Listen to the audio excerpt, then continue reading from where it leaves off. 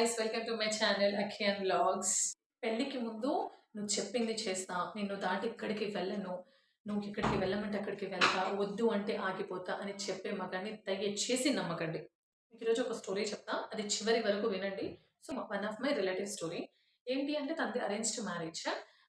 తను before marriage engagement అయిన తర్వాత కొద్ది రోజులు గ్యాప్ ఉంటే ఆ టైంలో ఆయన ఏం చెప్పేవాడంటే, "నువ్వు చెప్పిందే నేను చేస్తాను. ఫ్రెండ్స్‌కి పార్టీకెళ్ళాలి అన్నా, వాళ్ళ ఇళ్ళల్లోకి పార్టీకి వెళ్ళాలి" అని చెప్పినా కూడా ఆమెకి ఫోన్ చేసి, "ఇట్లా పార్టీకి పిలుస్తున్నారు. వెళ్ళాలా?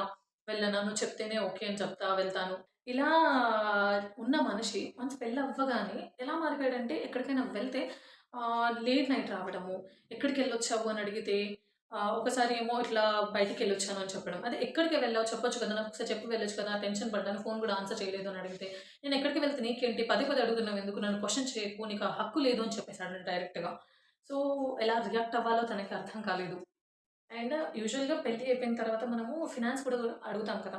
మన ఫినాన్షియల్ స్టేటస్ ఇంకా నెక్స్ట్ ఎలా ఉండబోతున్నాం? ఏంటి? అనేది ప్రతి అమ్మాయి, ప్రతి హస్బెండ్‌ని అడిగే కామన్ క్వెషన్ అది. సో, ఎంతొస్తున్నాయి? ఏంటి? అని అడిగితే, "ఎంతొస్తాయి నీకెందుకు? నువ్వు నన్ను ఇంకొకసారి క్వెషన్ అడగకు. నీకు కావాల్సిందేంటి? నీ ఖర్చులకి అండ్ నీకు సంబంధించింది ప్రతీదీ నేను తీసుకొచ్చి పెడుతున్నా. అంతకు మించి నీకు ఇంకేం కావాలి?"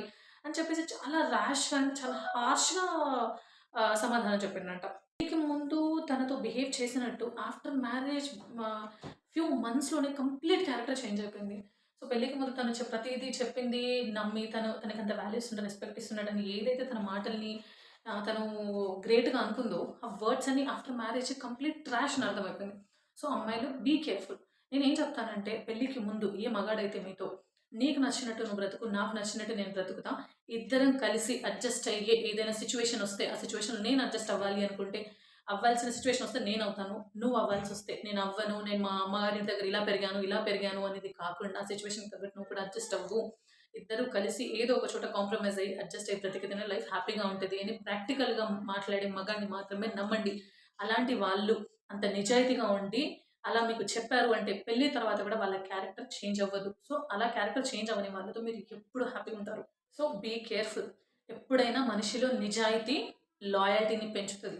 నిజాయితీగా ఉన్న మనిషే, అమ్మాయి అయినా, అబ్బాయి అయినా రియాలిటీలో బ్రతికితేనే ఎప్పుడూ ఒకరితో ఒకరు ఆనందంగా ఉంటారు. అది ఒకసారి చెక్ చేసుకొని వాళ్ళని చూస్ చేసుకోండి. ఇప్పుడు తన పరిస్థితి అటు బ్రతకలేక, ఇటు చావలేక, అటు అమ్మగారింటికి వెళ్ళలేక, ఇప్పుడు అత్తగారింట్లో నీ కొడుకు ఇలా చేస్తున్నాడని అత్తగారికి చెప్పలేక, ఇలా అడ్జస్ట్ అయ్యి బ్రతుకుతున్న వాళ్ళు ఎంతోమంది ఆడవాళ్ళు. సో, అందరికీ ఒక హ్యాట్స్ ఆఫ్.